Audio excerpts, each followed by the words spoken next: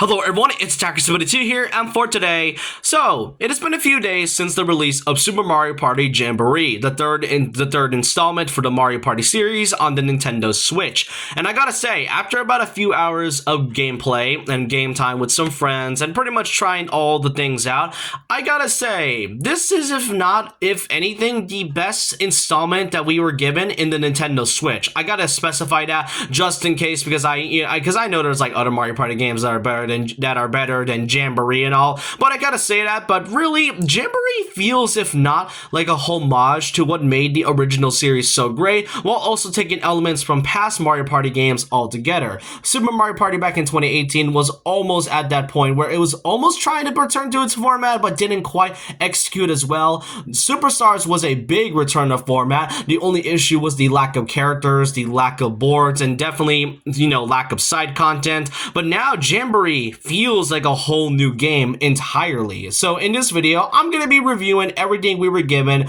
of Super Mario Party Jamboree and debating on whether or not this is the best installment on the Nintendo Switch so far, or maybe in the future. I gotta say, there's a lot I want to say regarding about Jamboree, which I'm going to be just saying the title of it, just so I won't have to say Mario Party endlessly. So pretty much, I hope you guys enjoyed this video, and so with that, let's start and reviewing Super Mario Party Jamboree.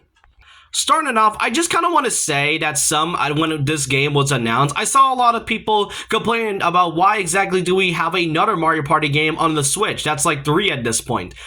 Do you know what Mario Party is all about? This is the same series that had at least 4 games on the GameCube, and it had like 3 installments on the 3DS. Heck, the first 3 Mario Party games were all on the same console in the N64. So it's not really surprising that there was another Mario Party game in the horizon. The only downside is that Superstars didn't really get DLC, and neither did Super back in 2018. So Jamboree being in this game or in the series is not really surprising when you know the track record of the series' history. But back to the whole point of Jamboree. First of all, I want to give us some positives. The presentation and visuals. Visually, I will say it is one of the most good-looking Mario Party games we've had in a while. Now, I would say that to Super and Superstars, but otherwise, this is, if not a really well-polished game. You get to hear small little details in most of the gameplay itself, along with some other things from the game mini-games, from the small amount of details from mini-games to the side content and modes, and by far not the most characters we were given in the entire roster, with a total of 22 characters, making it the most in the entire series. 2 new characters being Ninja and Pauline can be unlocked, which unfortunately these characters are really easy to unlock. Not that I asked for like really challenging ways to unlock these characters, I just kind of wish there was a little bit more challenge added into it, kind of like what happened with the 4 characters in 2018. So the first thing you'll have is your own hub world, being the party plaza, and there you get to do a few things like you got the main Mario Party aspect, but you also got the story mode. You also get to do other things like customizing your party card, which returns from Superstars, and then also buying some music tracks just to make things way better. Next up, we also have to talk about the main areas. You got a lot of side modes, but let's talk about the main point. What's the gameplay about? Well, the gameplay is basically your typical Mario Party game. It's pretty simple like your past Mario Party games. You mostly collect coins and then buy it to gain stars, while also having to deal with a few obstacles along the way with the boards. Speaking of the boards, there are now a total of 7 new boards in this. Well, 5 are actually brand new, while 2 are returning, being Western Land and Mario's Rainbow Castle, both from Mario Party 1 and 2. Which is kind of funny that these 2 specific boards are in Jamboree, whereas Superstars had like 5 boards, but really, it's weird how only one of them came from Mario Party 3 and 2 of each came from Mario Parties 1 and 2. And it's really more hilarious how we got 2 past boards in Jamboree where these could have been easily added as DLC. That's kind of the funny part, because Mario Party is never really known for having DLC. So it has been like 3 years since Superstars had come out, and there hasn't been DLC since. I pretty much gave up on by then, and seeing this makes it even odder as to why they weren't added in Superstars to begin with. But really, the two old boards are pretty simple if you had played those games. But then we also got the 5 new boards, which each of them has their own unique mechanic.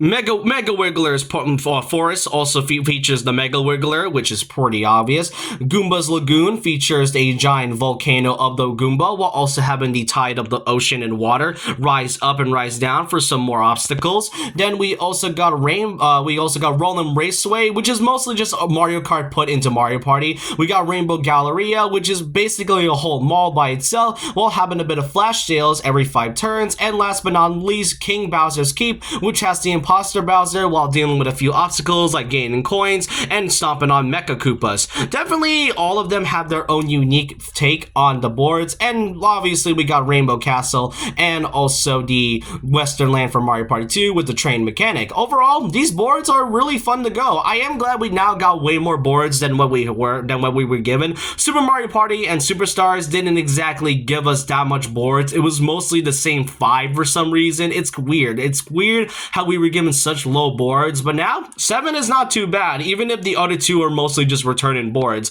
But the one thing about the mechanic for Mario Party is that of course you have to buy stars and get these coins and all that, but then there's also the buddy system returning from Super Mario Party. Super Mario Party's buddy system, I have to admit, was extremely broken, like actually broken to the point that it kind of feels like you're breaking the game by having specific characters. Bowser can roll at between 2 10s and a 9 all together just by his dice alone.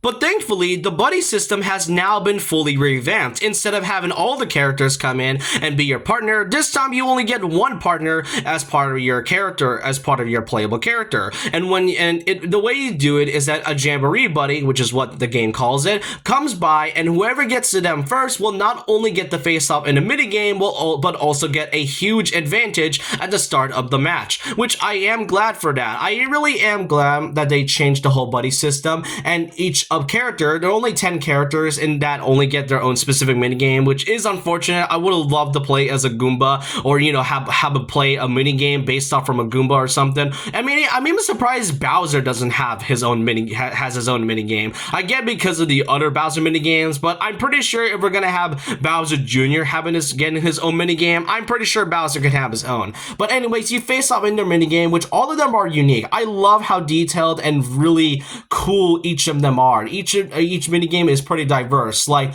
Same and Luigi by solving a bunch of puzzles. Mario's by far my favorite because it mixes 3 of the past Mario Party minigames and put them into one. Then we got Wario having his own game show, Waluigi being his own pinball, which is really clever, and we got Yoshi, which is a typical Yoshi race. You get my point. All the Jamboree Buddy minigames are great, and whoever wins it gets to keep the partner for around 3 turns, and then afterwards they'll be leaving before another partner comes in. So it's a nice mix of risk and reward. And the risk is that with a Jamboree Buddy, they also have their own perks. Like I think Yoshi can copy one's items just by going past them, and that's the thing about another thing about the buddy system is that if any player goes by another player with a Jamboree Buddy, they would mostly go with that said character instead of the one that you've attained. So it adds a nice risk and reward. And the other risk is that since you have a Jamboree Buddy, that means you get twice as much. That means you'll get 6 coins instead of 3 coins.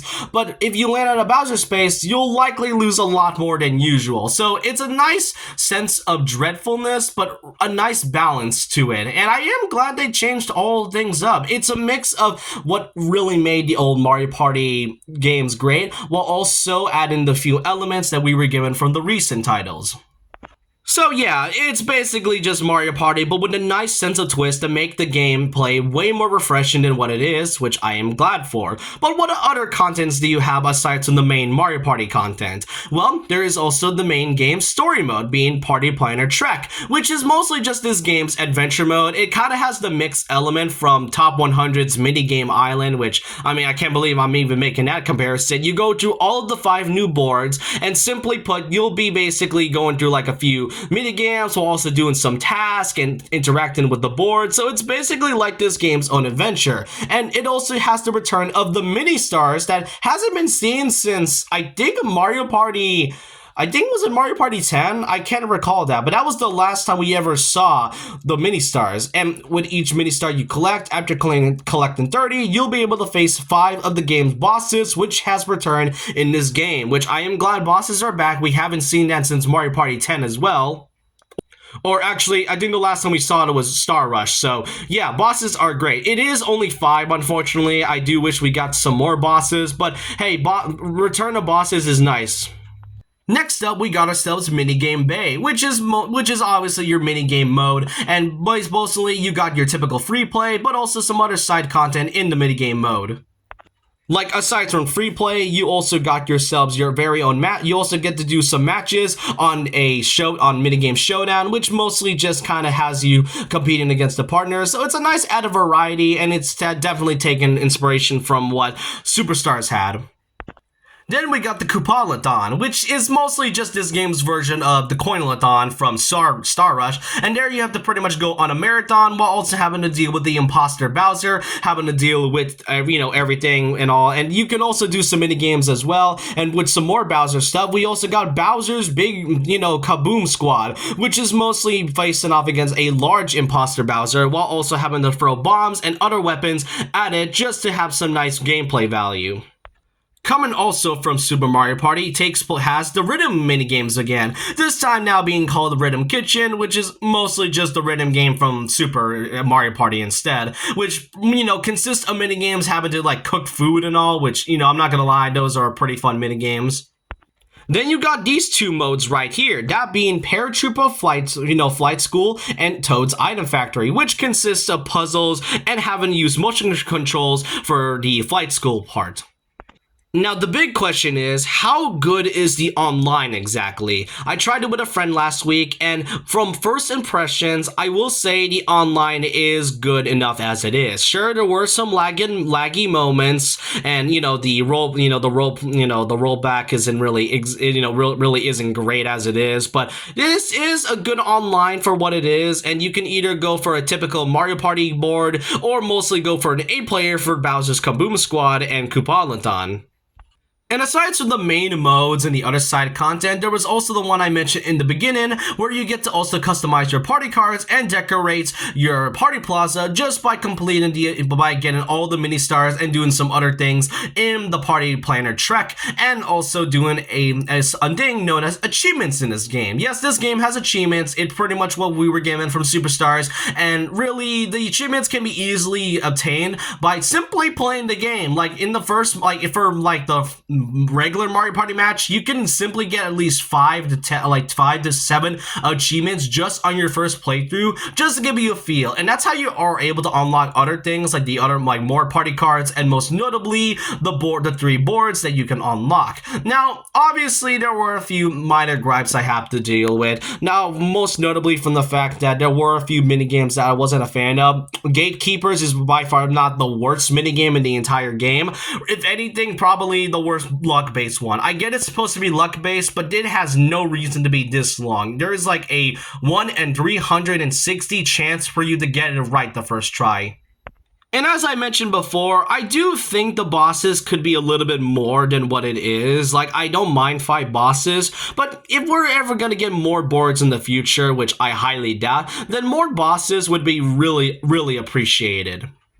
So, here is my final verdict. The presentation, visual, and gameplay is nice. It takes a lot of refreshing gameplay and brings back the classic Mario Party titles while also using the elements from the recent titles into making this probably the best Mario Party installment on the Nintendo Switch. We got a huge roster. We got a little bit more stages than what we were given with the last 2 games, and most notably, we got more side modes than what we were given, and other things with the online. Of course, there were a few gripes like I mentioned, but my final verdict is that this game is truly worth it. I will be giving this a 9.4 out of 10. Obviously, I mentioned a few things, but honestly, Jamboree is like the best one we were given. It all depends on whether or not the next one is going to, outclass this, but I want to know your thoughts and opinions down below about this. Do you think Super Mario Party Jamboree is the best installment we were given in the Nintendo Switch, or if anything, the best one in the entire franchise? series. Let me know your thoughts and opinions down below about this. And so with that, leave a like, comment, subscribe,